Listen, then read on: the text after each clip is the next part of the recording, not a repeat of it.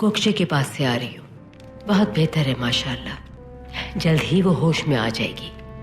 मैं कुछ खाने का इंतजाम करूँ आपके लिए? शुक्रिया तुम्हारा, लेकिन अभी इस मसले से निपट ले। तुम कुछ देर के लिए आराम कर लो। जैसा आप कहें सुलेमान। मैं धुंधार को देख लूं जरा। आपने बुलाया था मुझे? बैठो कुर्तुगलो।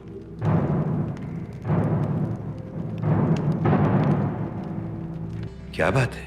मेहमान काफी हैरानी से देख रही है मुझे। बहुत माजरत। कोई बात नहीं, शायद मेरी शक्ल किसी से मिल रही होगी। खैरियत है दिल्ली तमीर? बहुत दिन बाद तुम्हें हथियार के साथ देखा है।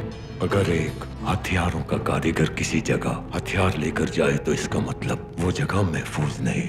कबीले के महफूज होने के लिए हर एक को इतनी आजादी होनी चाहिए जितनी यहाँ हमारे भतीजे अर्थुल को हासिल है। ये आधी रात को मेरे खेमे में आकर मुझ पर कबीले का गद्दार होने का इल्जाम लगा सकता है। दुरुस्त है ये अर्थुल? जी बाबा, मैंने इनके साथ वही रवैया इख्तियार किया जिसके मुस्तहिक हैं। मुझे बिल्कुल बुरा नहीं लगा भाई। अच्छी बात है कि ये दिल की दिल में नहीं रखता। मैं अच्छी तरह जानता हूँ कि ये हिसाब बराबर कैसे करना है। हकीकत जब सामने आ जाएगी तो खुद मुझसे माफी मांग लेगा। ऐसा ही है ना अर्थुल?